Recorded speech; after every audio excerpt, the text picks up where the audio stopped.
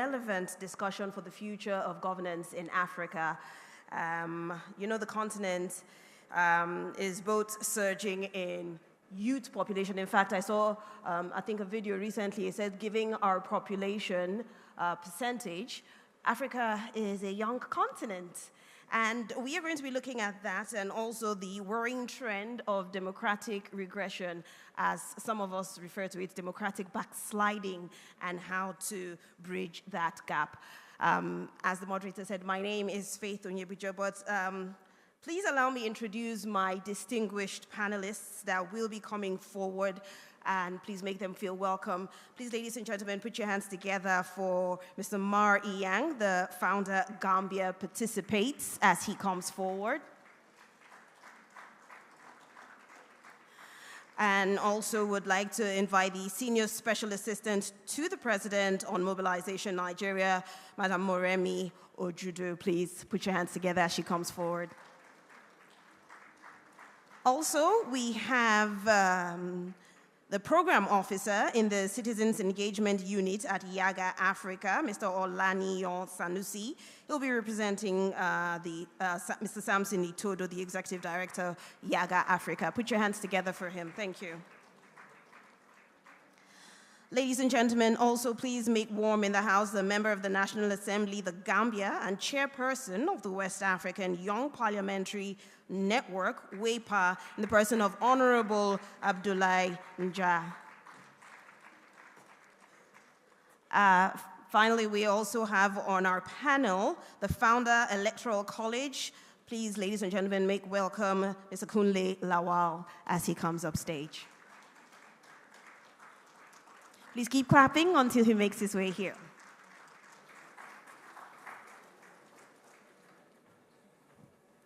Thank you so much. Welcome, ladies and gentlemen. Let's dive straight into the conversation. Now, let me start with you, Mr. Kunle.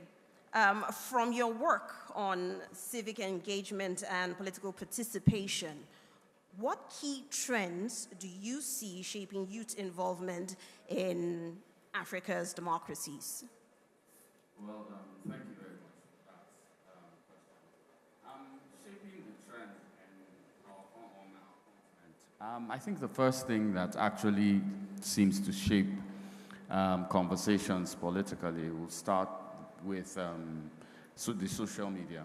Social media will be the first. The rapid growth of social media has improved conversations.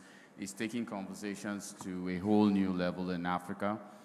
It's helped improve, and also, I would say good and bad also, helped improve and also give problems to political literacy. Another thing that I think will help shape on the continent in recent times will be access to information. Access to information has been very vital to how young Africans now deal with conversations within democracy, conversations around governance, conversations around politics. And finally, I would say trends around the world. As we've seen, maybe I'll give an example. Like, let's say, the ongoing war between Russia and Ukraine, and then Israel and Palestine, which are situational events, have brought around conversations around politics and governance, and, you know, have brought people into conversations and having arguments on what actually should be in Africa or not. Okay, thank you very much. Very interesting trend. Now, Mr. Martin, I'm going to move to you. You know, the Gambia is often seen as a place where youth engagement is high, right? And applying Kunle's trends that he said to your country, how would you describe the current state of youth political participation in the Gambia? Well, I think it is a mixed situation in our context, because we don't have the age issue prior to the not too young to run here in Nigeria, where young people are limited to actually run for office, right? So we didn't have that issue before. So that is the positive part, right? So if you look at our, what we call city mayors, 75% of them are actually young people, right? And the challenge is not running for office. The challenge here is being able to break your internal party structures for you to be able to be sponsored by your political party and run for political office. And one example that we're actually seeing currently right now is, for example, the ticket to run for presidential office, right? We have a system that is captured where the old, which I think is like a political retirement career for most of them that are running for office, and making it very difficult for young people to actually to run for office. I'll give you an example. I'm not sure whether they were able to pull out that infographic. Recently, there is the main opposition political party in which there is a youth who wanted to run for office, but it was not accommodating for that particular candidate to actually run under that particular political party. So what that individual did is to break away from that political party, establish his own movement, and now running for office. What is that telling us is that when young people want to run for parliamentary office, like Honorable who ran on the independent ticket, it actually works. When they want to run for councillor, it works. When they also want to run for mayoral, it works. But when it comes to presidential office, that is the difficulty that our young people actually face. So this is the reason why I said it's a mixed situation, it's a mixed feeling, and then we need to screen through the sentiments of our youth to understand, and then also the elderly people, why are they making it difficult for youth to run for presidential office? Like you could see it in that infographic, right? When we did our polls recently and asked young people, that particular candidate, whether, not the corruption part, but I think he's putting the wrong infographic, but when we asked the young people about that particular candidate, 50% of our respondents said that individual should run, whether he is under that particular political party or not. So we at Gambia Perspective screen through citizen sentiments, especially the young people, and understand whether we want to maintain this two-party system which is captured by these elderly people, or young people can replicate what actually happened in Senegal, where Ousmane Sonko established his own movement, and we are now seeing one of the youngest presidents in the continent. Okay, thank you very much. I'm going to move to you, Madam Moremi. As someone who sits within the executive arm of the government in Nigeria, what is your official take on these hurdles? Basically, what I'm saying is, what are the barriers preventing young people from transitioning from activism to, he smiles, activism to governance role? Good afternoon, everyone. Permit me to introduce myself. My name is Moremi Ojudu, and I'm a youth of many facets. And I feel very honored to be with fellow young minds and to bask in this conversation. I'm the Senior Special Assistant to the President of Nigeria on Community Engagement for the Southwest region. And permit me to speak interestingly on how I've been able, because she just asked me the very right question. How do young people transition from activism into active politics? That's very interesting, because that's actually the tale of my own career, how far I have come. And permit me to recognize my fathers. Mentoring has been the biggest model for me, or has been the biggest platform for me to be transitioned. So permit me to recognize my daddy. My father is actually here, Mr. Dapoloriyomi. I never knew he was going to be here. So guys, please help me thank my father, because I am who I am today because of him. I mean it literally and practically. He didn't birth me, but he birthed the Moremi I am today. So please help me, please give it up for Dapoloriyomi, the greatest Dapsi.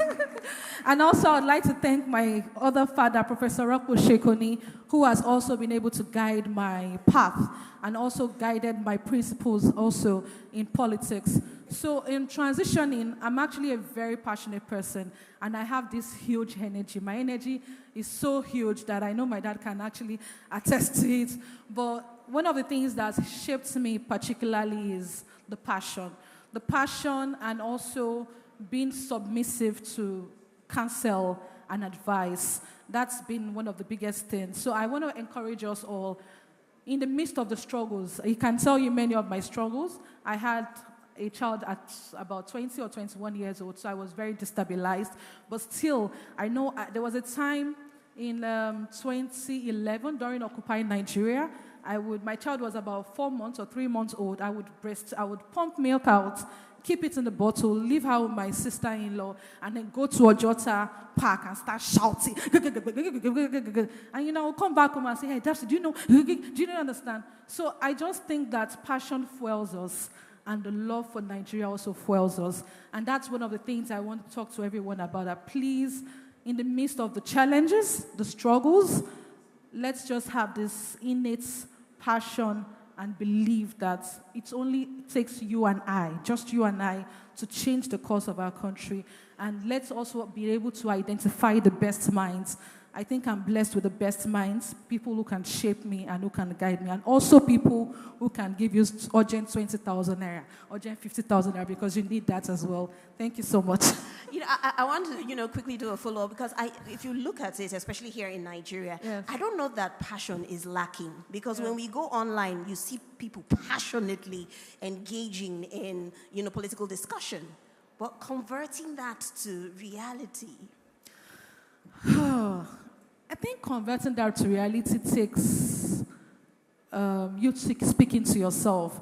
One of the things, I'm sorry to say, but one of the things we're missing, or people are missing, is, and I missed that as well, but it took a bit of modeling. People feel like joining APC, PDP, no, I have passion, but this party is, well, sincerely, you have to come. That's the only way you can make that tangible change. The change may not be so visible, may not be so wide, but trust me, you just have to take a step to come back to a political party, particularly if you want to be a change maker. There are ways in which you can be a change maker. I know Samson Utodo and I ran the Not Too Young to Run. We did a lot of movements. But for me as a person, I had to transition, and I want to encourage us all to transition. I know you will say, APC is bad, but trust me, when you identify like minds like me or some other persons, it takes a lot, and we can change it. And it starts with our word. I take people back, and that is true. It starts with grassroots. So you have to come back to the grassroots. And I think it's because of that I'm now the president's foot soldier in the grassroots region of the Southwest. So that's what the best I can say on that. All right, thank you very much. Thank you so much. Thank you. Now, Mr. Olaniyi Onsanusi, I want to go to you. Your work at IAGA Africa, it provides one of the clearest example of successful bridge between activism and, legislation, the Not Too Young to Run movement. Now, in 2018, IAGA Africa was at the forefront of the Not Too Young to Run movement, which actually succeeded in lowering the age for contesting for office. How do you think we can translate that legislative victory into actual electoral victory for young people? Thank you. Translating the Not Too Young to Run Act into actual electoral victory for young people would mean that politics is no longer an expensive venture in Nigeria. Because if you agree, you'd agree with me that politics is very expensive. I know my boss here agrees with me. To play politics in Nigeria is very expensive, right? As an older person, as an established person, who has been able to accumulate wealth over time to be able to play in that arena. Now think about a young person who is just starting out life. The economic advantage, the economic capacity to successfully run an elective campaign in Nigeria is not there for young people, right? But notwithstanding, with the Not Too Young to Run Act, we've been able to record some successes, especially in the 2019 and the 2023 electoral cycle. We've seen young people below 30 sit in state houses of assemblies as lawmakers. Currently, we have 2 under 30s who are in the House of Representatives here in the National Assembly, here in Abuja. But beyond that is that the act itself has not been operationalized. Yes, the Constitution was amended.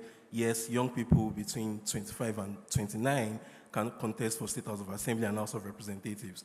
But the major stakeholders, the political parties, some agencies of government, who exactly is taking ownership of the act, who is propagating the content of the act, who is going out there to tell Nigerians, especially Gen Zs today, who make up the bulk of our youth demography, to say, oh, do you know about the Not Too Young to Run Act? Do you know that if you're below 30 or if you're 25, you can successfully contest for these elective offices. So beyond the economic disadvantage that young people face to successfully run a campaign or to successfully pursue their ambition, operationalizing the act is still not done, right? Yes, YAGA and a host of other organizations and a host of other individuals led the campaign, and yes, the campaign was successful, but who's taking ownership of it? Political parties in particular, what are you doing to ensure that young people join your fold? And not just joining your fold, what are you doing to ensure that the voices of young people is heard? What are you doing to ensure that young people contribute majorly to party policies, contribute to the emergence of candidates, and not just you coming with maybe a delegate system or another system that produces candidates during the selection process, during the candidate selection process within the party. So there's that challenge of funding, there's that challenge of lack of internal party democracy. We've seen cases whereby young people won primary election, and then when INEC was going to paste the list of election candidates, they had been substituted. So those are also other challenges or barriers that continue to confront youth political participation. So it's not just about lowering the age, it's also about improving the economic capacity of young people to be able to successfully play in that arena. So basically you're saying money politics is a big challenge? Yes, money politics is a big challenge, and if we're going to see young people take action or take advantage of that act, then Nigeria's political party finance structure has to be redesigned. Food for thought right there. And this is not just Nigeria, it's Africa globally. Let me go to you, Honorable Abdullahi. Now, you are the change many young people are dreaming about, hoping for. In fact, you're the change many young people voted for. But you're still navigating an established system, right? So the question I have for you is, what challenges do young parliamentarians face in influencing governance outcome in the Gambia and across Africa as a whole? Thank you so much. It's a pleasure to be here. The question is quite an important question. Just to start off with, there's this perception that young people are inexperienced. I could remember having a conversation some time ago with an elderly person with regards to this particular position, and he was like, I think sometimes it's a bit too early. So my question to that particular person was, what do you mean too early? How can you define experience? Is it theoretical or is it practical? And then he couldn't give me a tangible answer. So it means that experience can only be explored through tangibility. You have to practice to be able to acquire experience. So that is something that is something of a big challenge that we have, the perception. If you look at, I would say not even globally, let's say within the African region, when it comes to budgetary allocations for youth issues, for example, is quite low. It's quite low. If you look at the political tokenship and the narrow role of young people as well, what I mean by tokenship and narrow role of young people is that, for example, in Parliament, I was able to do my level best to break the barriers to get in Parliament. But as her question is, now I'm navigating through the system. How do I make sure that I still harness my ideals, my beliefs, you understand, to be able to defy the status quo? I mean, so much challenges going on through multifaceted means, you understand? So the only way we're doing our best to make sure that we take that head on is that we have to decipher the notion that we are in Parliament just to talk on youth issues, because most of the time, once we are there, that's what they expect. You should only talk on youth issues. And youth issues are just one facet of exactly our general country issues, basically. So as someone who is fortunate to be in Parliament, young people do not just see us there to speak on their behalf, but to also speak on different issues of governance that are relevant to their particular interests. So it's general, and these are restrictions that we have whilst we are inside the Parliament as well. If you look at most parliaments here in Africa, there are particularly no functioning youth caucuses in these assemblies, because caucuses are very important. Like we all know, there are both minority and majority caucuses in Parliament that speak on different facets of issues that are pertaining to the particular country. But if you come to Gambia, for example, our youth caucus, we young people there are trying to do our best to make sure that it's functional. But we're still having a lot of challenges within the system, because We are very connected with the civil society organizations. We are very connected with the media personalities. And most of the things that they would want for us to pass, and we are sometimes very defiant about those issues, it's very difficult to find it when you are inside. So you have to find other external mechanisms to be able to cope with those situations as well. If you go to all countries currently as we speak, youth issues are so big, but we are so limited when it comes to the deliberations within the governance structures. For example, every country you go within Africa, youth is always correlated with another entity, youth and sports, you understand? Youth and digital media, youth and so and so and so. When will we be able to advocate to have a youth system or discussion around young people having its own particular structure, whereby at least every issue that is pertaining to young people can be harnessed through there? Then sport will be a different mechanism of its own. Because these cross-cutting issues of young people are really a big deterrent to exactly being able to harness our collective dividends also. And it's very also difficult whilst navigating when you're in parliament, especially, I'm trying to take an internal example, for example. We are working with different parties in parliament. You have the opposition caucuses and also the ruling parties. And then you have us as the independents, you understand? So most of the time, we are at a crossroad when it comes to making decisions in parliament. You understand? For example, recently there was this draft constitution that came through. I will take it a bit way back, just to give context, right? There was a time whereby we had a CRC to work on a draft constitution for the country. And there was this input that was taken throughout the country, right? It was on 2020. And when it came to parliament, it was rejected by the majority government, you understand? And fast forward 2025, the government, through the pressure of the civil society and some of us in parliament, we were able to force government to bring forth a draft constitution. The 2024 draft constitution, sorry, rather. When this draft constitution came, the opposition viewed it as this, based on some amendments that were done, the government seen it as this is a government document. It doesn't really reflect the aspirations of the general populace. But yet still, there were very good provisions that were relating to youth issues, to women issues. For example, if you look at a quota system, they were all embedded. And if you look at documents, as, for example, constitutions, they do not come in a lump sum. You cannot have everything you want in a constitution. But if there are provisions that are progressive for young people and for women, for example, we have to endorse it and then work towards the long term. But unfortunately, because of party politics, the opposition side decided to vote it out with help of some independent candidates. So sometimes we take a step forward, 10 steps forward, sorry, a step forward and then 10 steps backwards. These are also deterring factors that we are navigating through whilst in parliament. And currently also, youth quotas also are very scarce when it comes to parliamentary visibilities, when it comes to the African context. I'm not sure the current statistic in Nigeria, if they have a youth caucus, a youth quota, system in Nigeria. But for us in parliament, we are trying to work with the National Youth Council, with also the civil society organizations, to make sure that young people also have their own representative that will speak on youth issues. You understand? We advocate for young people as well. And also, we still lack a caucus for women, because our parliament, we are 58 in number, but there are only 5 women in our parliament, just 5 out of 58. So we are having a lot of challenges within the parliament and doing our level best to make sure we do not only fight it in parliament, but also try to synchronize with other CSOs outside to make sure that we influence things from outside in as well. Okay, thank you very much. In fact, when you talked about, the older people referring to young people as inexperienced, it reminds me of a conversation we had where we were talking about why don't young people support young people in, politics. So that is a conversation to have there.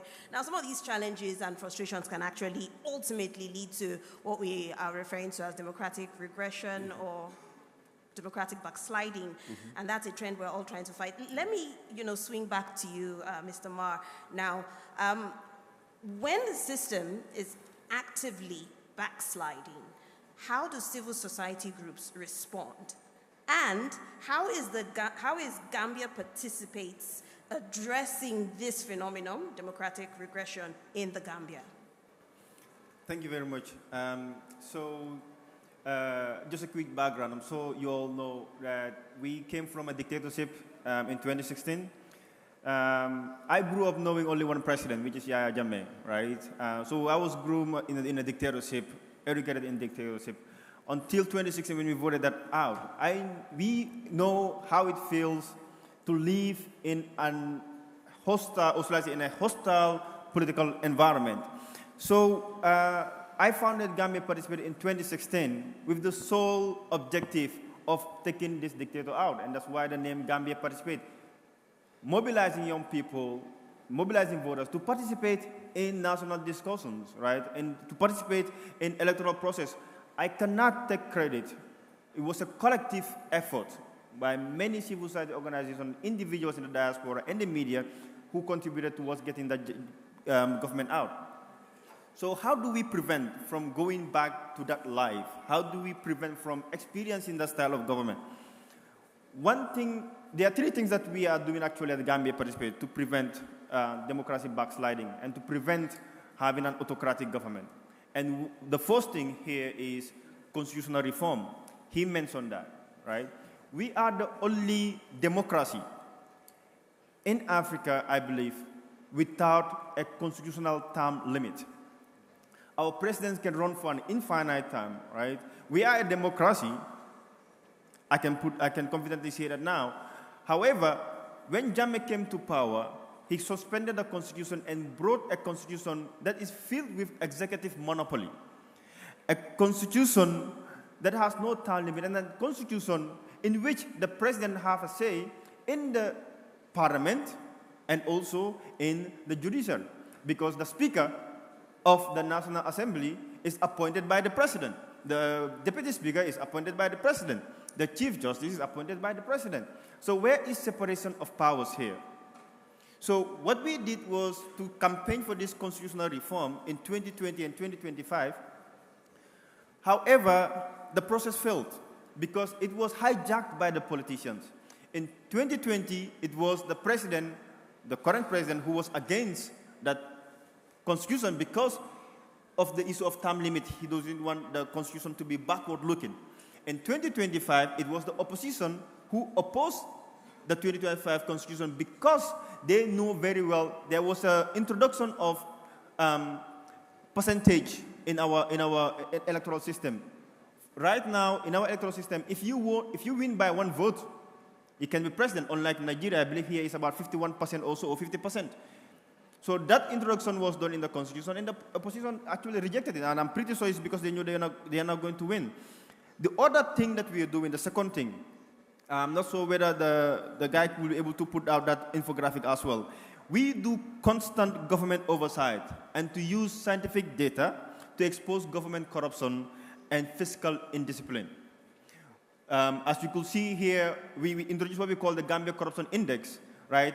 We are measuring not only politicians, but also our institutions, how corrupt they are and how citizens experience corruption when engaging with these institutions. So we rank from the highest to the least corrupt institutions in the country.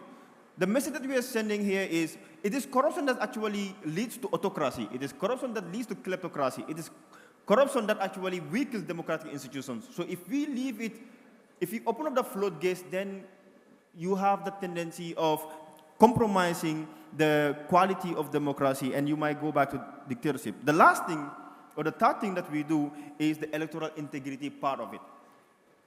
We track campaign financing. We also track vote buying. I actually observe elections in different parts of the world, and most recently here in Nigeria in 2023. The issue of vote buying that we experience here in Nigeria is no different from what we actually experience in Gambia, and we have wrote paper and reports about it. But most importantly, we screen through citizen sentiment, right?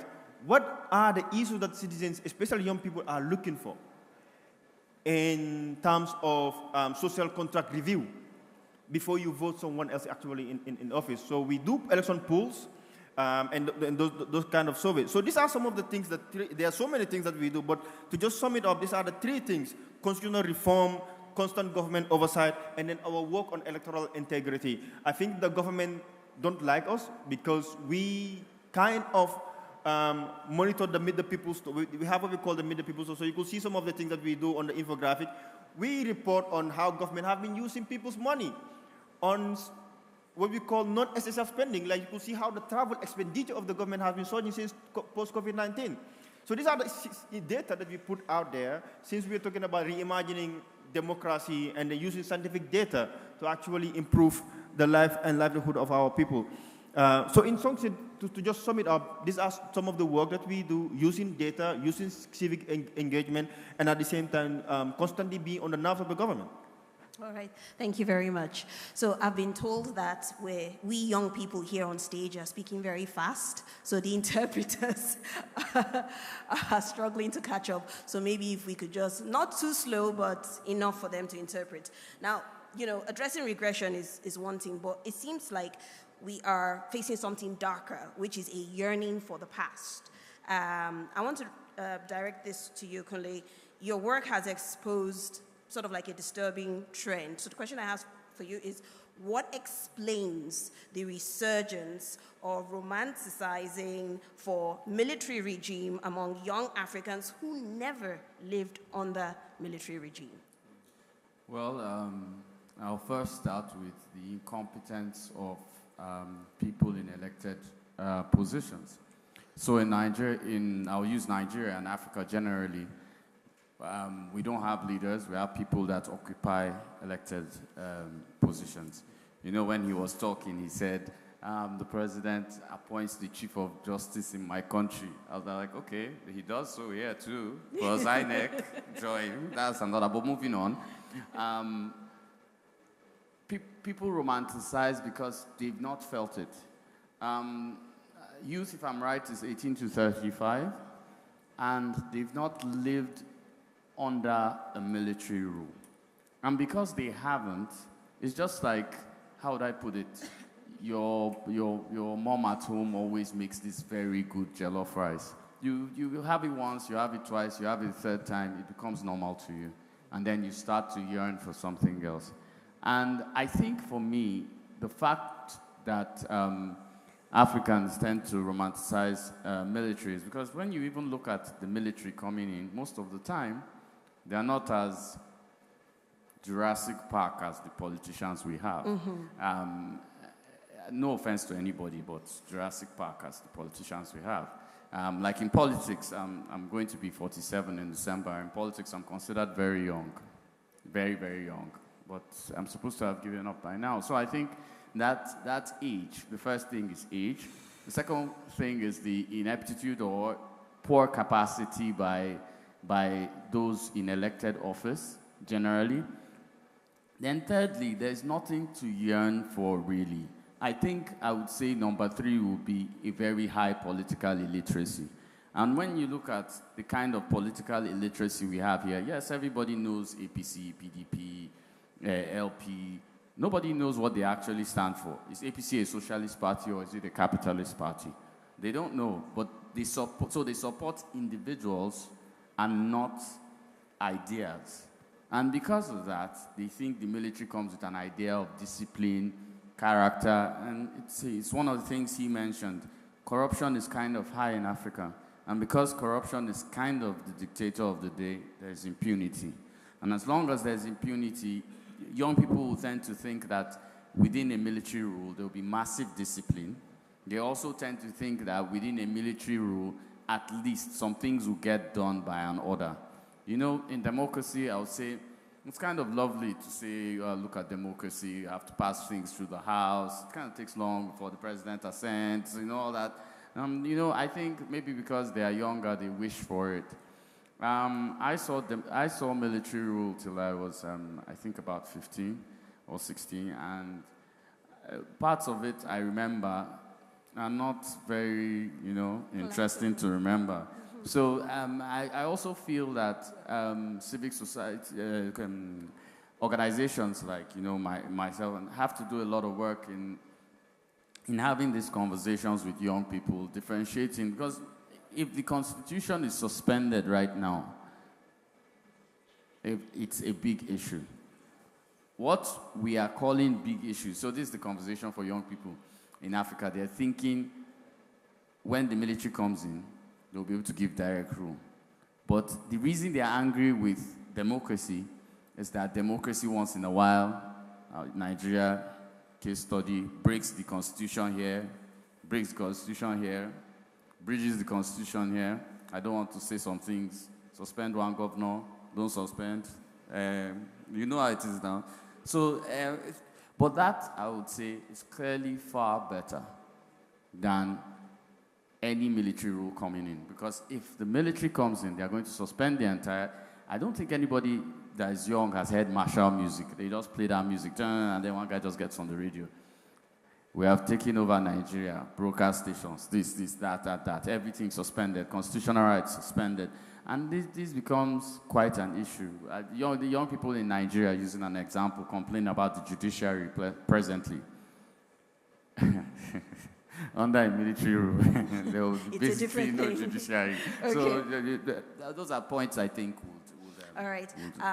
We're running out of time. So real quickly, I'm going to go to you, Madam Moremi. The onus is on political leaders to be agents of change. From your position within government, how can political leaders rebuild trust in democratic systems and basically stem the tide of apathy or disillusionment as briefly as possible? Thank you very much. I think political leaders is saying on Twitter that we all know what we are doing. So they know what they are doing. I think it stems from the individual perspective and principles and understanding your values.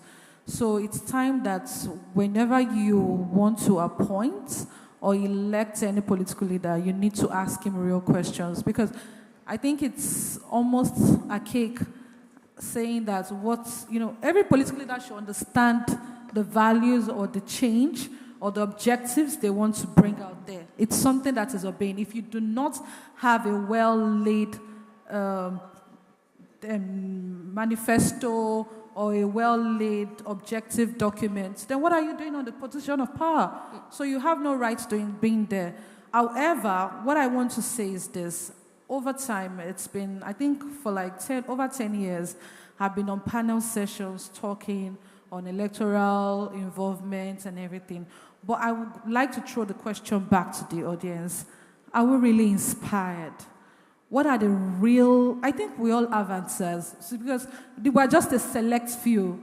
We may not even have the right answers, but what exactly are the challenges, if we can pinpoint it, and then we address issues properly? I think we're a country that keeps talking and talking and talking, and we keep reinventing the same topics over and over and over again. It's time for us to look within ourselves, look at the people that are I think another issue we have in this country is execution. So we have well-laid understandings and plans, but we are not very good in execution.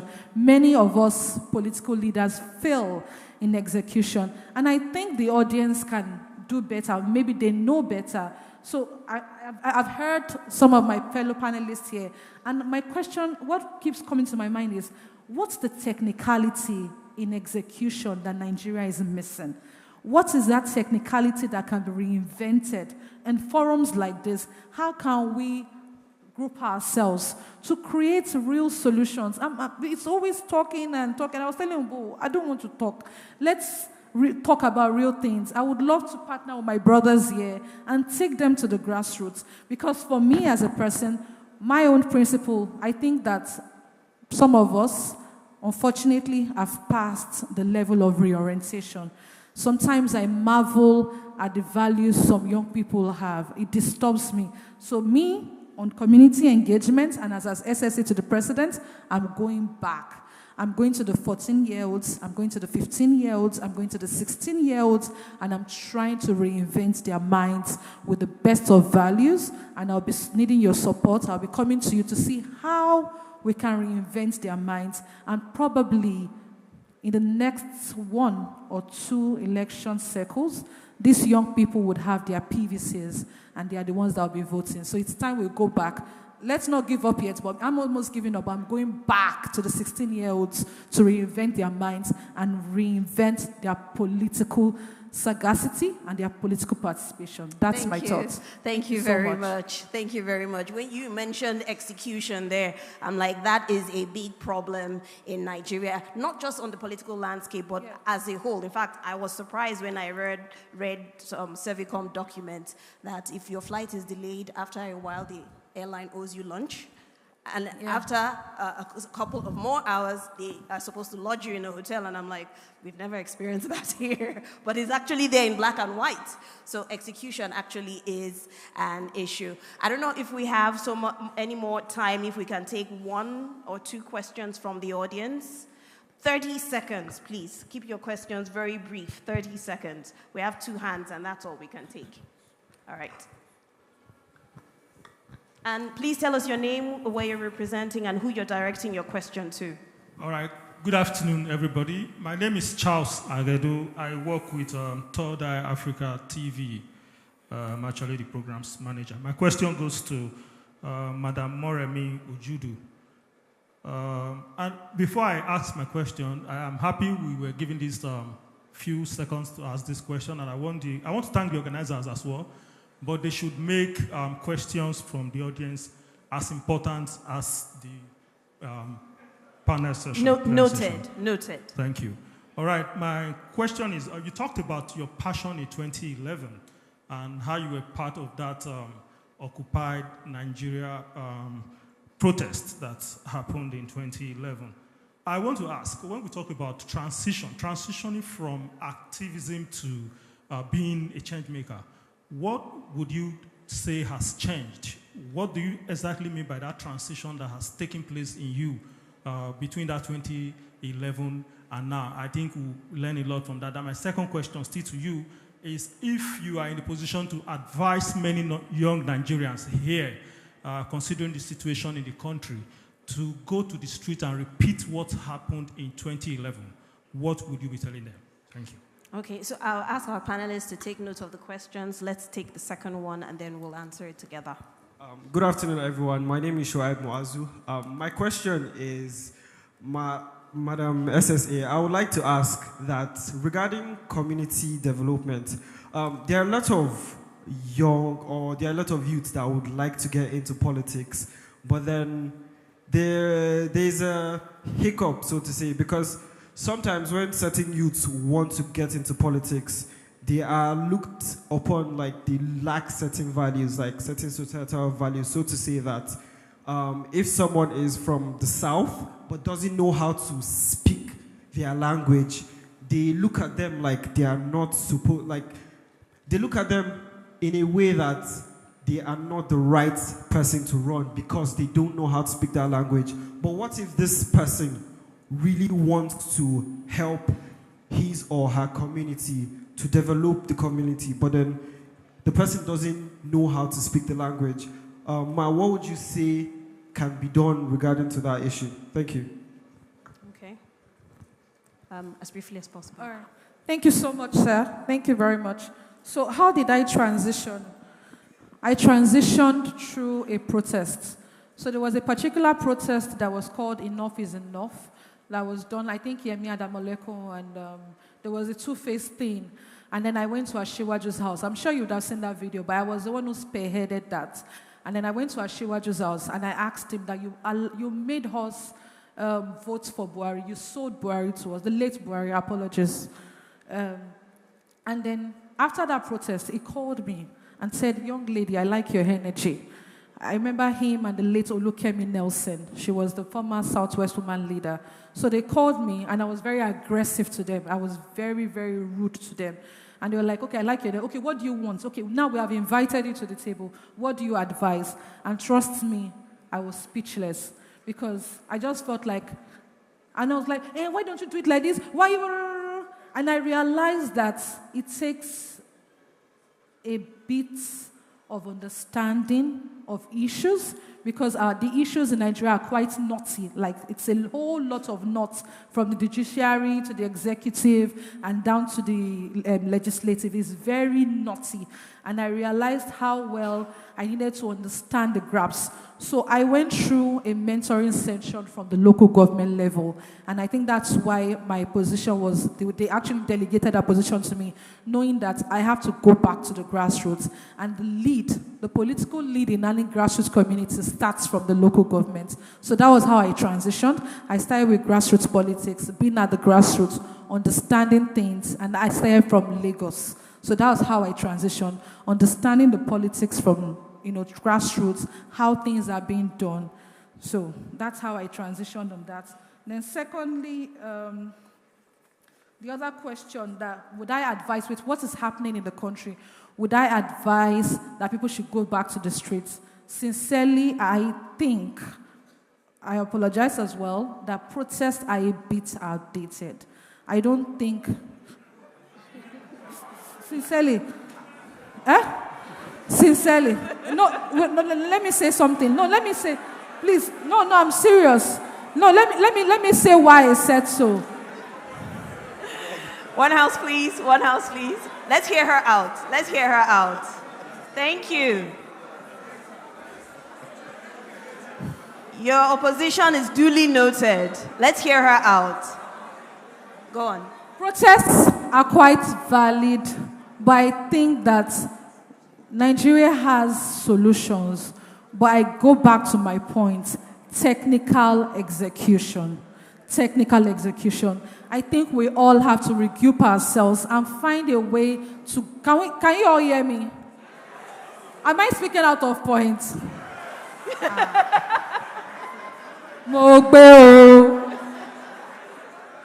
But sincerely, why I said so is because, by virtue of my position, because when you come out to protest, they'll try to attack you. They'll try to... So, is it really addressing the issue? Do you understand what I'm trying to say? But I think we have many frameworks in government, many frameworks that many of us can regroup into. Many of you can actually work with me on volunteering and see how we can change things. Trust me. Okay, let me make an example. I had an opportunity with the president about 2 weeks ago to share my thoughts. And if I had a couple of you who worked with me, trust me, he took his time to look at each of my reports. I can tell you that for a fact. The president took his time.